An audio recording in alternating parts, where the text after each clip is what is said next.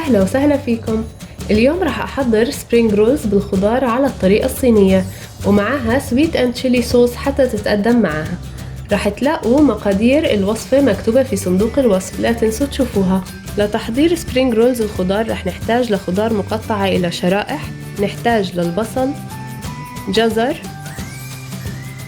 فلفل ألوان،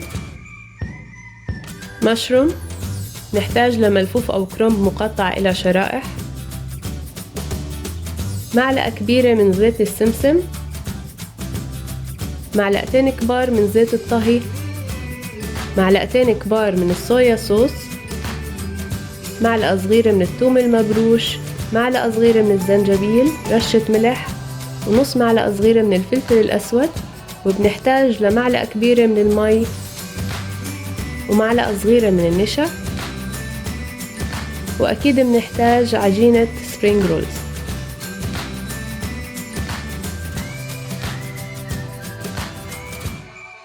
في طنجرة على النار رح نضيف زيت الطهي،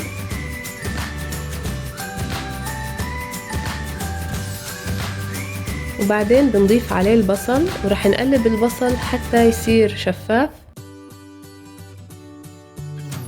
رح نضيف عليه الثوم والزنجبيل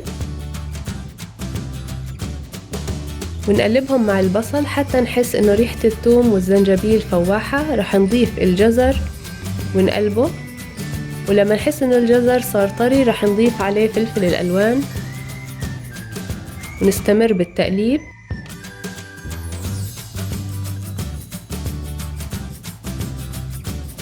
بنضيف المشروم وبنقلبه مع باقي الخضار، وبعدين بنضيف الملفوف أو الكرنب المقطع لشرائح وبنقلبه مع باقي الخضروات. بنضيف الفلفل ورشة صغيرة من الملح، وطبعا هاي الخطوة ممكن نستغني عنها لأنه الصويا صوص طبعا مالح، فإحنا ممكن نحط رشة صغيرة بس.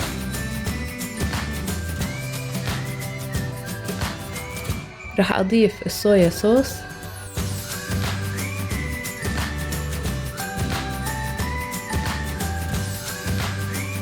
وإذا بتحبوا تضيفوا زيت السمسم ممكن نضيفه، لكن إذا مش متوفر ممكن نستغني عنه. وبنستمر بالتقليب حتى تستوي كل الخضار تبعتنا.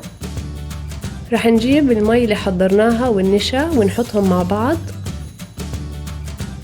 ونقلبهم حتى يذوب النشا وما يكون في تكتلات. هاي الخطوة مهمة جدا لأنه النشا رح يشرب كل المي الموجودة في الخضار وبالتالي ما تغلبنا أثناء لف عجينة السبرينج رولز. وبنقلبهم مع بعض حتى تتشرب كل المي اللي موجودة في الخضار.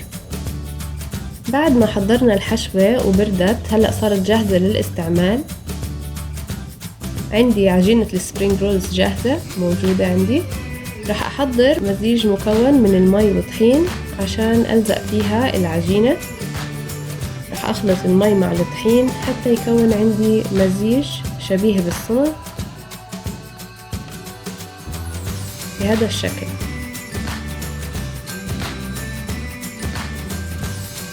لازم دايما أكون مغطية عجينة السبرينج رولز حتى ما تنشف. رح أخذ هاي الشريحة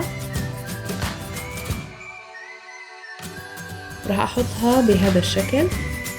رح أحط الحشوة في الجزء السفلي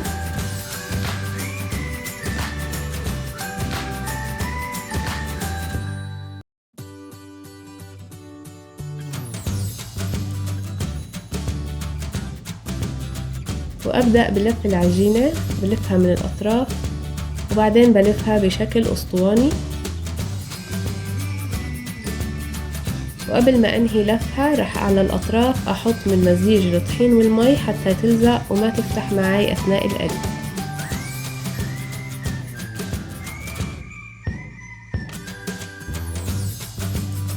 وهيك صارت جاهزة بهذا الشكل.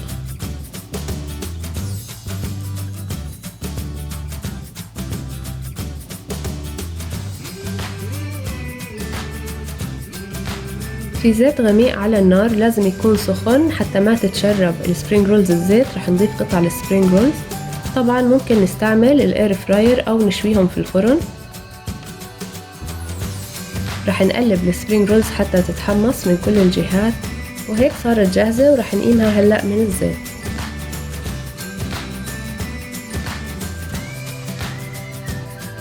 مكونات تحضير سويت اند تشيلي صوص اللي رح نقدمه مع السبرينج رولز. رح نحتاج لكوب من المي، ثلث كوب من السكر، ثلث كوب من الخل، معلقة كبيرة من الفلفل الأحمر الحار المجفف والمطحون، معلقة صغيرة من الثوم المقطع ناعم، ربع معلقة صغيرة من الملح، معلقتين كبار من المي، ومعلقة كبيرة من النشا. في كسرول غميقة على النار رح نضيف المي،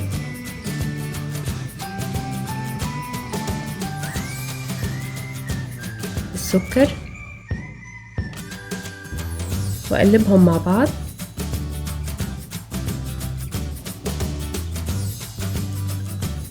رح أضيف الثوم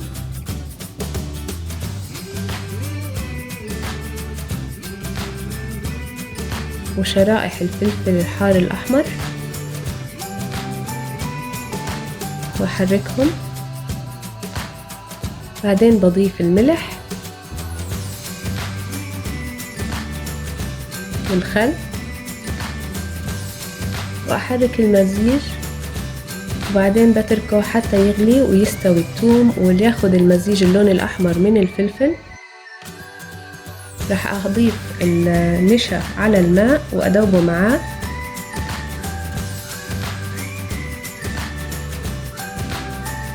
وبعدين أضيفه على الخليط تبعي مع التحريك المستمر. وهاي العملية مهمة حتى نكثف المزيج. رح نستمر بالتحريك حتى يوصل لهاي الكثافة. وهيك جهزت السبرينج رولز. ممكن ناكلها لحالها أو نغمسها بسويت اند تشيلي صوص وطعمها كتير زاكي. وصفتنا سهلة وشهية ومتأكدة إنها رح تعجبكم. شاركونا برأيكم في التعليقات واعملوا لايك وشير للفيديو وسبسكرايب للقناة وشوفوا الفيديوهات السابقة، ولا تنسوا تفعلوا جرس التنبيه حتى توصلكم كل الوصفات الجديدة. وصحة وهنا مع فليفرز باي رنا.